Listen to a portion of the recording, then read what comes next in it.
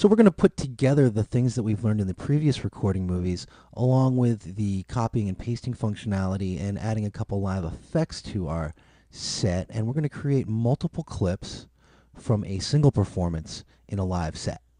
So I have my live set here that you saw in the previous two movies, and I've deleted the guitar track that I did in the last movie.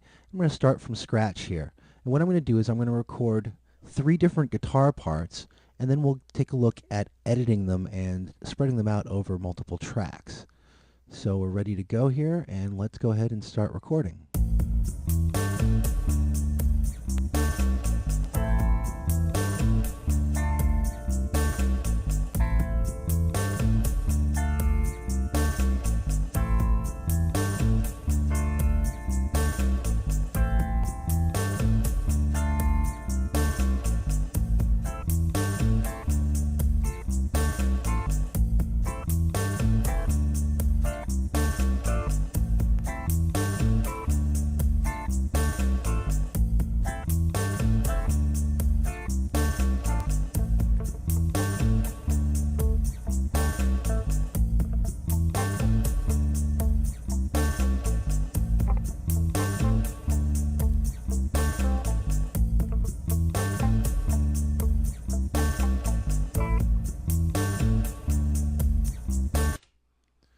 Alright, so I've got my 3 different parts, and what I'm going to do is I'm going to make 2 copies of my loop. I'm going to select it in the clip slot, hold down the Option key or Alt key, depending if you're on Windows or OS 10, and make 2 copies.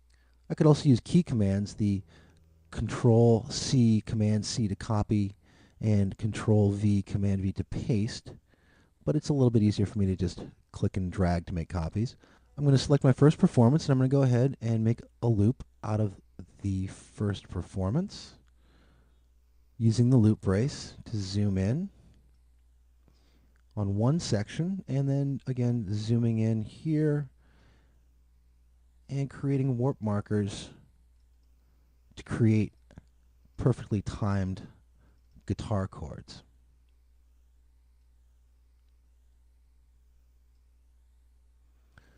I'm going to switch from beats to tones, and let's hear that.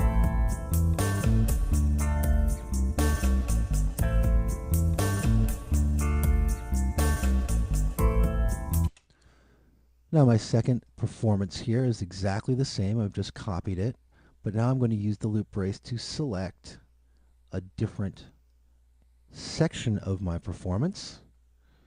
And once again, let's create a 4-bar. You know what, let's do a 2-bar loop here, and let's hear that.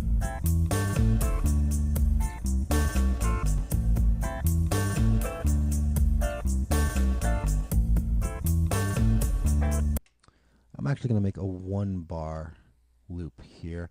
Now I'm going to zoom in. Now you'll notice that as I zoom in, more warp markers become visible. So I can create warp markers throughout this little section here, starting at the beginning and the end. And I can zoom in very, very tight and get these right on the beat as I want.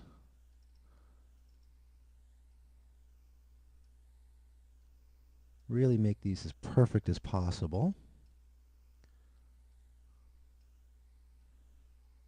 And I'm going to go ahead again, switch to tones mode. Let's hear that.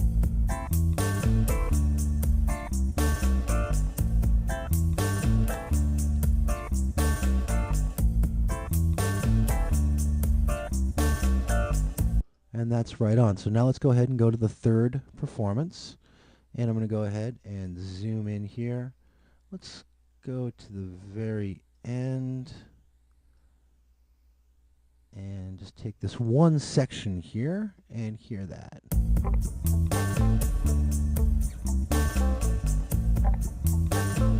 That's not that great.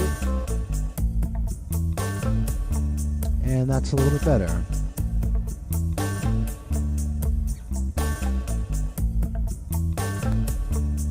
That's a pretty staccato performance, so I could stick with beats, but I think I'm going to go ahead and go to tones mode just in case I come back and do any stretching later on. Now the next step in this is I'm going to take each one of these and I'm going to put them on different tracks. So I've got 3 separate tracks, and these tracks each contain an effect. I'm going to turn off the effect for right now. Before I play this back, I want to point out that I've got these panned. I've got this one panned to the right, this one to the left, and this one's a little offset to the right, so I can hear the difference in my stereo mix. And I'm going to hit the scene launch button here, and let's hear them all together.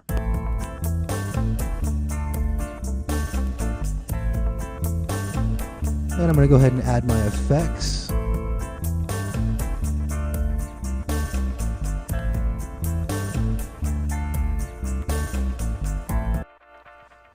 So as you can hear, I've created multiple performances on a single recording and turned them into multiple clips on multiple tracks. And you can do this with any instrument that you can connect to your audio interface. This is very easy to do with keyboards, with bass, with vocals, and it's a great way to quickly record all of the parts that you need for a song and then quickly create clips out of each part. So let's hear this once again.